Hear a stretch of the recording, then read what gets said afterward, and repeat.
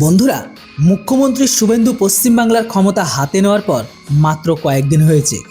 এরই মধ্যে তিনি তার একের পর এক অ্যাকশানে কট্টরপন্থী এবং দেশবিরোধী গ্যাংয়ের হুঁশকে উড়িয়ে দিয়েছেন। অনুপ্রবেশকারীরা আজ অস্থির, বাংলাদেশেও তোলপাড় শুরু হয়েছে। মমতার ঘনিষ্ঠদের ঘুম উড়ে গেছে, আর দুর্নীতিগ্রস্ত কর্মকর্তাদের মধ্যে আতঙ্ক ছড়িয়ে পড়েছে। সিএম শুভেন্দুর একটাই লক্ষ্য এখন, যে বাংলায় বহু বছর ধরে নিয়মকানুন ভাঙা আর সহিংসতার জন্য পরিচিত ছিল। এখন তার ভাবমূর্তি স্বচ্ছ করার জন্য সেখানে আবারও আইনের শাসন প্রতিষ্ঠাতা করতে হবে।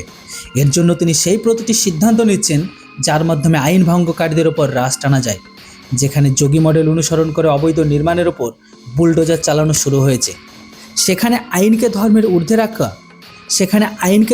ঊর্ধ্বে যারা রাখত, তাদের চিকিৎসা শুরু হয়ে গেছে। আমি আপনাদের জানাবো যে সিএম শুভেন্দুর 3টি বড় পদক্ষেপ কিভাবে মুসলিমদের মধ্যে হাড়কম্প বা ভূমিকম্প সৃষ্টি করেছে এবং অনুপ্রবেশকারীদের মধ্যে হুড়োহুড়ি পড়ে গেছে। কেননা সিএম শুভেন্দুর প্রথম বড় অ্যাকশন হয়েছে বাংলার রাস্তায় প্রকাশ্যে নামাজ পড়াদের উপর, আর দ্বিতীয় বড় পদক্ষেপ নেওয়া হয়েছে মসজিদের লাউডস্পিকারের উপর, এবং তৃতীয় বড় অ্যাকশন হয়েছে অবৈধ মাদ্রাসার উপর বুলডোজার চালানোর প্রক্রিয়া ত্বরান্বিত করা হয়েছে। এই 3টি পদক্ষেপ পুরো বাংলায় খলবলি সৃষ্টি করেছে। আসলে জুম্মার নামাজের আগে সিএম শুভেন্দু পুলিশকে অ্যালার্ট করে দিয়েছিল, এখন থেকে কাউকে রাস্তায় নামাজ পড়তে দেওয়া হবে না, যাতে সাধারণ মানুষের কোনো সমস্যা না হয়। যদি এমনটা হয় তবে সঙ্গে সঙ্গে রাস্তায় নামাজ পড়ার বিরুদ্ধে ব্যবস্থা নেওয়া হবে। অন্যদিকে মসজিদে লাউডস্পিকার নিয়ে বড় নির্দেশনা দেওয়া হয়েছে। সিএম শুভেন্দু বলেছে যে প্রতিদিন উচ্চস্বরে মাইক বাজার ফলে আশেপাশে থাকা মানুষের সমস্যা হয়, তাই এই ধরনের লাউডস্পিকারের বিরুদ্ধে ব্যবস্থা নেওয়া হোক। এছাড়া অবৈধ মাদ্রাসার ওপর সিএম শুভেন্দু খড়গস্ত হয়েছে, যার প্রভাব দেখা দিতে শুরু করেছে। যে অবৈধ মাদ্রাসার বন্ধের শপথ নেওয়া বাংলার শিক্ষামন্ত্রী ঘোষণা করেছেন যে বাংলার একটিও অবৈধ মাদ্রাসার নামনিশান থাকবে না।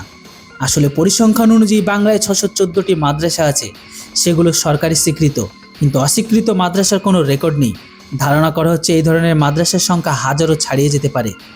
বাংলায় অবৈধ মাদ্রাসার বিরুদ্ধে এই একই কঠোর পদক্ষেপের পেছনে কারণ হলো আগের মমতা সরকারের নীতি, যা পশ্চিমবাংলায় মাদ্রাসাকে মাথা তুলেছিল এবং প্রধান শিক্ষা ব্যবস্থাকে কোণঠাসা করে দিয়েছে।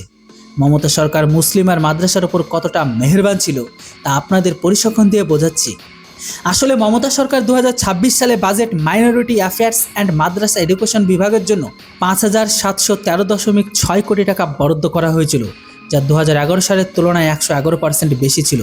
অথচ আইটি আর ইলেকট্রনিক্স বিভাগকে দেওয়া হয়েছিল মাত্র 217 কোটি টাকা, আর এমএসএমইকে দেওয়া হয়েছিল 1250 কোটি টাকা। এখন আপনারা বুঝতে পারছেন কিভাবে মমতা সরকার ভোটের জন্য মুসলিম তোষণের খেলা খেলছিল। যেহেতু এখন এইসবে তালা ঝোলার উপক্রম হয়েছে, তাই তৃণমূলের বিধায়ক আর সেখানকার মুসলিমরা দুশ্চিন্তায় পড়ে গেছে। অন্যদিকে বাংলায় বহু বছর ধরে থাকা বাংলাদেশি অনুপ্রবেশকারীরা এখন ছটফট করছে, কারণ সিএম শুভেন্দু অনুপ্রবেশকারীদের বিরুদ্ধে এক বিশাল বড় অভিযান শুরু করেছে এবং এই অভিযানের প্রভাব আজ বাংলাদেশে প্রতিধ্বনিত হচ্ছে। এখন দেখার বিষয় হলো আগামী দিনে সিএম শুভেন্দু আর কী সিদ্ধান্ত নেন, যাতে বাংলায় আরও বেশি তোলপাড় আরও বৃদ্ধি পায়। যেটাই হোক, এর ওপর আপনাদের কি মতামত? সিএম শুভেন্দু অধিকারী যে সমস্ত সিদ্ধান্তগুলো নিয়েছে সেগুলো কতটা সঠিক বলে আপনারা মনে করেন? অবশ্যই আপনাদের মূল্যবান মতামত কমেন্ট বক্সে লিখে জানান। Thanks for watching. জয় হিন্দ, বন্দে মাতরম।